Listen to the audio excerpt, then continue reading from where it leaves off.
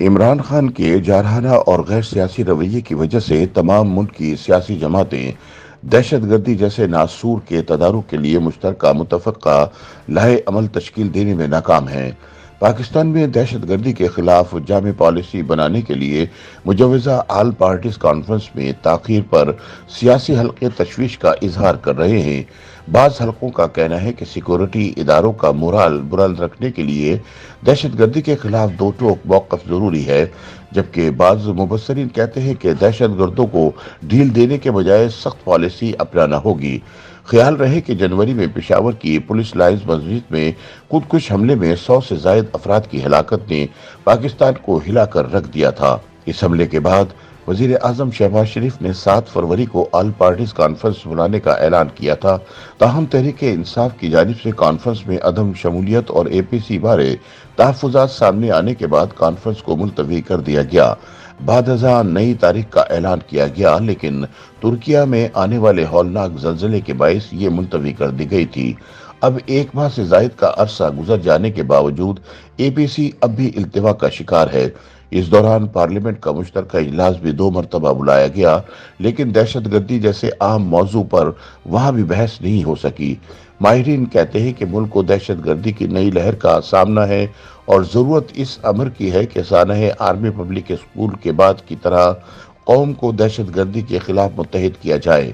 Police lines واقعے کے بعد وزیر اعظم نے دہشت گردی سے نمٹنے کے لیے حکومتی رہنماؤں اور قانون نافذ کرنے والے اداروں کے سربراہان پر مشتمل ایپیکس کمیٹی کا پشاور میں اجلاس کیا، لیکن اس سلسلے میں اسلام آباد میں بلایا گیا دوسرا اجلاس بھی التوا کا شکار ہے۔ گزشتہ ماہ وزیر اعظم شہباز شریف سے جب استفسار کیا گیا کہ دہشت گردی پر آپ نے اے پی سی بلائی تھی وہ کیوں نہیں ہو پا رہی، کے جواب میں شہباز شریف نے کہا تھا کہ اے پی سی بھی ہو جائے گی۔ دوسری جانب حکمران اتحاد میں شامل جماعتوں کے رہنما بھی اے پی سی میں تاخیر پر تشویش سے دوچار ہیں۔ وزیر اعظم کے معاملے خصوصی اور رہنما پیپلز پارٹی فیصل کریم کنڈی کہتے ہیں کہ 1 ماہ سے زائد کا عرصہ گزر جانے کے باوجود اے پی سی نہ ہونا تشویش کا باعث ہے۔ ان کا کہنا تھا کہ تمام سیاسی جماعتوں کی نمائندگی کے ساتھ فوری طور پر اے پی سی بلائی جانی چاہیے تاکہ انسداد دہشت گردی کی حکمت عملی تیار کی جا سکے۔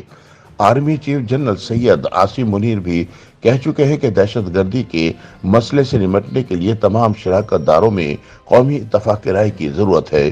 ملک میں امن و امان کی صورتحال کو قائم کرنے کے لیے حکومتی پالیسیوں میں ابہام کیوں ہے؟ اس بارے میں مبصرین کا کہنا ہے کہ سیاسی جماعتیں اہم قومی معاملات پر ایک دوسرے کے ساتھ بیٹھنے کو تیار نہیں ہیں اور سیاسی بے یقینی نے امن و امان اور معاشی حالات کو سنگین کر دیا ہے۔ فرنٹیئر کانسٹیبلری ایف سی کے لیاقت علی کہتے ہیں کہ دہشت گردی سے نمٹنے کے لیے سیاسی قیادت کے کردار کو نظر انداز نہیں کیا جا سکتا اور حکومت اور سیاسی جماعتوں کو اپنی ذمہ داریاں پوری کرنا ہوں گی۔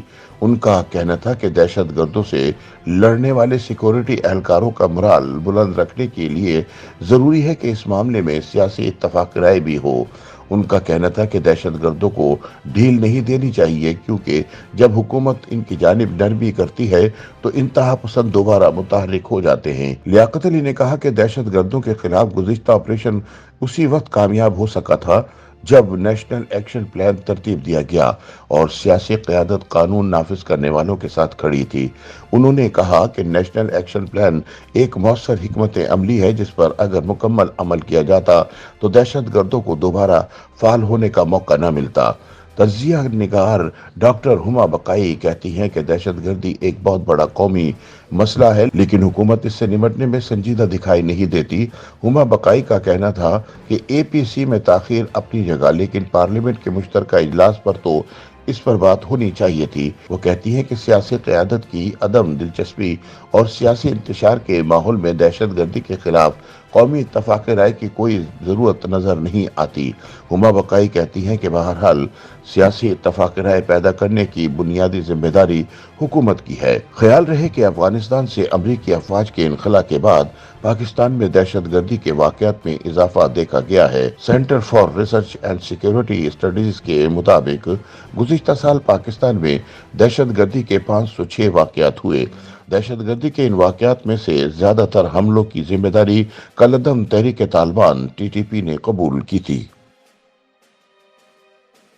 YouTube पर गूगली न्यूज देखने के लिए youtube.com की सर्च बार में गूगली न्यूज टीवी टाइप करें। गूगली न्यूज के पेज पर सुर्ख रंग के सब्सक्रिप्शन वाले बटन पर क्लिक करना ना भूलिए। YouTube पेज पर अपलोड होने वाली वीडियोस से बाखबर रहने के लिए बेल आइकन पर क्लिक कीजिए। आपको हर नई वीडियो के बारे में नोटिफिकेशन मौसूल हो जाएगा।